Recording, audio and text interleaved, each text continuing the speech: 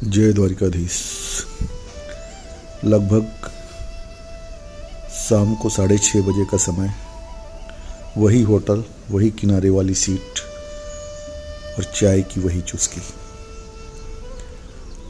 मैं किनारे की सीट पे बैठा अपनी चाय की चुस्कियां ले रहा था। इतने में ही सामने वाली टेबल पर एक आदमी आया और बैठ गया। उसके साथ में एक 9-10 साल की लड़की थी। उस आदमी का शर्ट लगभग पुराना सा, मैला कुचैला, लड़की का फ्रॉक साफ सुथरा धुला हुआ, लेकिन हालात से ही समझ में आ रहा था कि शायद यह इस होटल में उनकी पहली एंट्री हो। लड़की का चेहरा अत्यंत आनंदित था। वह बड़े कौतूहल से पूरे होटल को इधर से उधर देख रही थी। दोनों डरते डरते ही इस टेबल पर बैठे थे।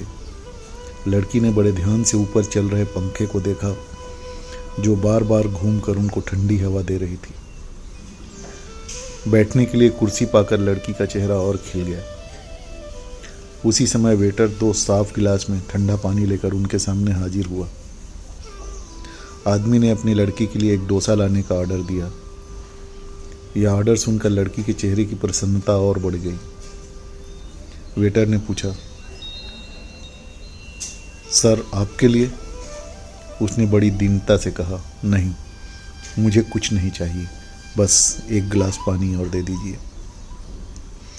कुछ ही समय में गर्मा गर्म बड़ा वाला फूला हुआ डोसा उनके सामने आ गया था, साथ में चटनी और सांभर भी। लड़की डोसा खाने में व्यस्त हो गई और वो उसकी ओर उत्सुकता से देखकर बस पानी पिए जा रहा था। इतने में अचानक उसका पुराना वही टिंटना वाला फ़ोन बजा। वह बड़े गिड़गिड़ाते हुए अपने मालिक को बता रहा था कि साहब, आज मैंने हाफ डे की छुट्टी ले ली है। मेरी लड़की का जन्मदिन है और उसे लेकर बाहर आया है। लेकिन मालिक शायद अपनी नाराज़गी जाहिर कर रहा था। फिर भी उसने बताया कि उसने अपनी लड़की को कहा था कि यदि वह अपने स्कूल में अच्छा नंबर ले आएगी तो वह उसके उस जन्मदिन पर उसे डोसा खिलाएगा। और आज वो डोसा खा रही थी। हमारे पास इतने पैसे कहाँ कि हम दोनों डोसा खाएं, ये उसकी अंतिम लाइन थी जो उसने शायद मालिक को बताया था। उसकी बातों में व्यस्त रहने के कारण मुझे गर्म चाय का चटका लगा और मैं वास्तविकता में लौटा। कोई कैसा भी हो, अमीर या गरीब, सभी अपनी बेटी के चेहरे पर मुस्कान देखने के लिए कुछ भी कर सकते हैं। मैंने दोनों की बातें सुन ली थी और बहुत सारी बात मेरे दिमाग में चल रही थी। मैं उठा और काउंटर पर जाकर अपनी चाय और 2 डोसे के पैसे दिया और कहा कि एक और डोसा ले जाकर उस सज्जन को दे देना। मैंने उन दोनों की बात सुनी है और हाँ, उसने अपनी बेटी से कहा है कि वो अच्छा नंबर लाई है, इसीलिए आज उसकी ये पार्टी है।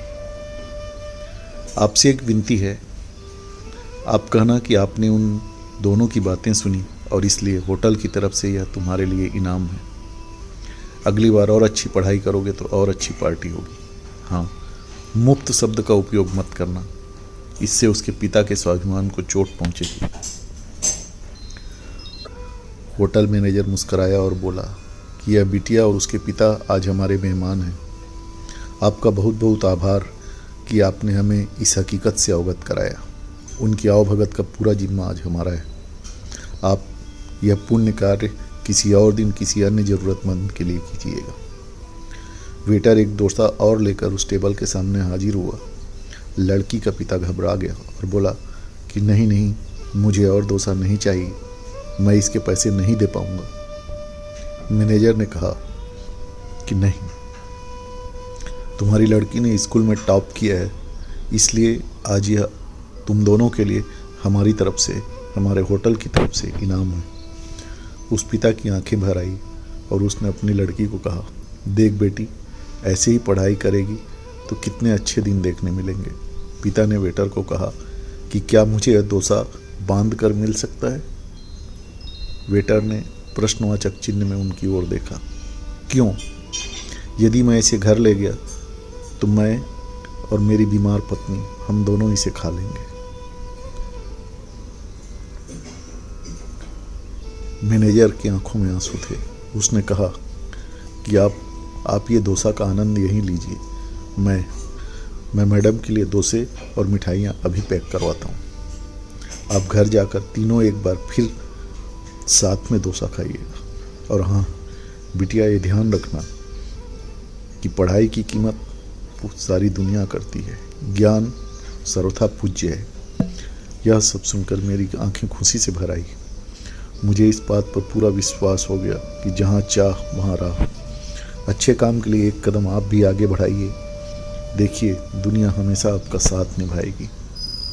जय द्वारिकाधीश।